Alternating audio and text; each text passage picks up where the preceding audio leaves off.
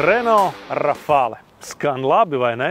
Arī fakti runā paši par sevi. Tas ir tikai otrais kupē crossovers no Renault pēc modeļa Arkana. Tā nosaukums ir aizgūts no 30. gadu sacīkšu lidmašīnas. Un par 75% šī automašīna ir identiska jau zināmiem crossoveriem Renault Austral un Renault Espace. Skaidri redzams, ka tieši atlikušie 25% ir tie, kas vada šo ballīti. Renault dīlera Mūsu Motors Rīga autosalonā Rafale pirmā sagaidīja ikvienu apmeklētāju, un jaunākais franču veikums ir pieejams arī testa braucieniem. Tā kā Rafale tehnika līdz pat piestūrējošiem aizmugurējiem riteņiem maz atšķiras vai praktiski neatšķiras no mazāk ekstravagantiem Renault modeļiem, automašīnas lielākā vērtība bez šaubām ir dizains. Paskatieties uz silueti. Kombinācijā ar šo spilgti zilo krāsu, bišķi izskatās pēc tāda lētāka Lamborghini Urus. Un te var atrast līdzības un paralēlas arī ar citiem populāriem automobīļiem. Piemēram, ja mēs atkāptos un uzlūkotu Rafali tieši pretskatā no aizmugures, tad tā lukturu kombinācija un zīmējums ārkārtīgi līdzinātos, piemēram, Škoda Enyaq. Meklējot citas līdzības, tuvāk apskatījām dižano aizmugurējo spoileri un no citiem Renault pavisam atšķirīgo priekšu.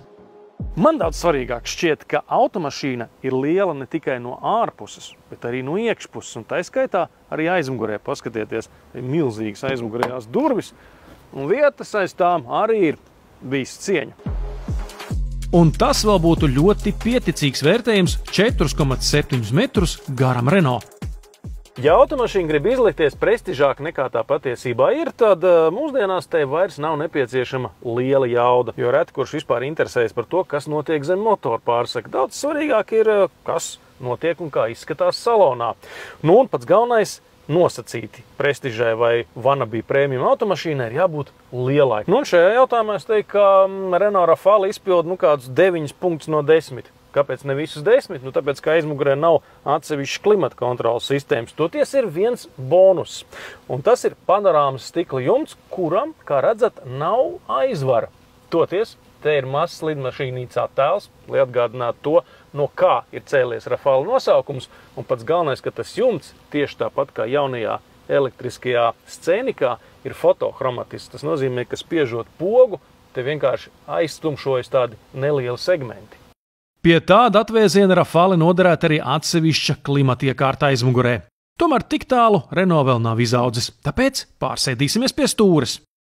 Rafale interjers ir labāko Renault Espace un Renault Austral izpildījuma turpinājums, jo mēs sēžam automašīnā, kas ir vislabākajā komplektācijā. Esprit Alpine, tāpēc mums ir dziļi sporta sēdekļi ar elektrisku regulēšanu, sporta stūri, kas nav apaļa un kurai te ir tāds alkantāra ielaidums. Nezinu, kāpēc šeit, jo kurš gan stūri tur apakšā, bet izskatās diezgan smuki.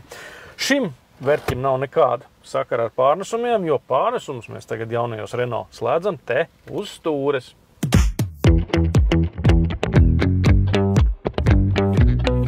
Multimoda pārnesumkārba pārvalda 200 zirgspēku jaudu, ko producē hibrīdiekārta uz parasta 1,2 litru 3 cilindru turbodzinēju bāzes. Renault ne pirmo gadu nodarbojas ar For Control iekārtu, un tā ir bijusi šīs markas automašīnās jau pirms 10 un, man liekas, ka pat pirms 20 gadiem.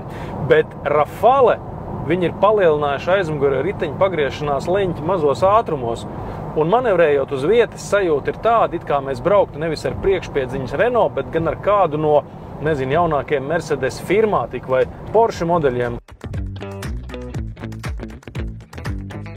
Atšķirībā no miermīlīgā Espace, šeit For Control sistēma ieprogrammēta daudz agresīvāk.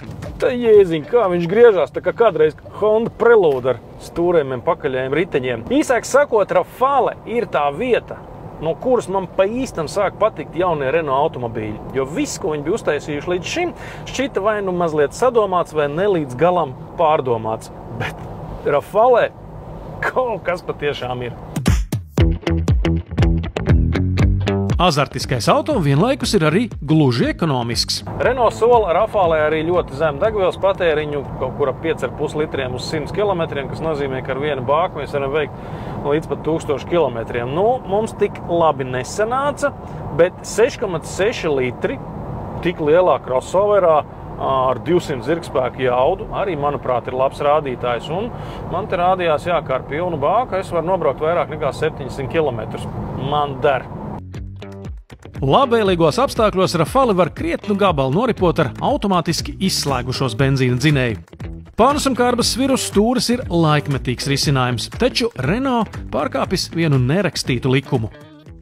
Ja automātiskās kārbas slēdzes ir šeit, tad labajā pusē zem vai aiz stūres nedrīkst būt nekādi citi kloķi, bet šeit to ir veseli 2. Pastāv iespēja saputroties un mēģināt pārslēgt ātrumus ar logslotiņu slēdzi. Un pats galvenais, ka pārnesuma kārbas slēdzes vai tā svira atrodas ļoti augstu un daļējais stūris, būtībā te būtu jāatrodas kaut kur šeit. Un līdz ar to, tā lietošana nav īpaši parocīga. Sīkos trūkumus un nebūt nepieticīgo cenu bagātīgi atsver gaita un temperaments. Tostarp, tur ir arī rezerves ritenis, kas pie 20 colu riepu izmēra nebūtu nav pašsaprotama lieta. Ja neskaitā pilnībā elektriskas automašīnas, tad jaunā Rafale neapšaubām ir visinovatīvākais Renault produkts jaunajā modeļu ērā. Attiecīgi tas ir arī pagaidām visdārgākais.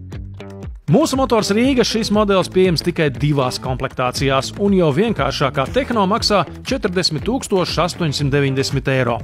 Esprit Alpine ir 4000 dārgāks, bet šāds spilgti zils eksemplārs pavalk uz visiem 48 000. Un tas vēl nav viss, jo kaut kad pavisam drīz parādīsies arī Renault Rafale ar pilnpiedziņu un 300 zirgspēku jaudu. Un tas, lai zinātu, būs drosmīgākais Renault automobīls kopš 90. gadu beigu Renault Safrane biturbo.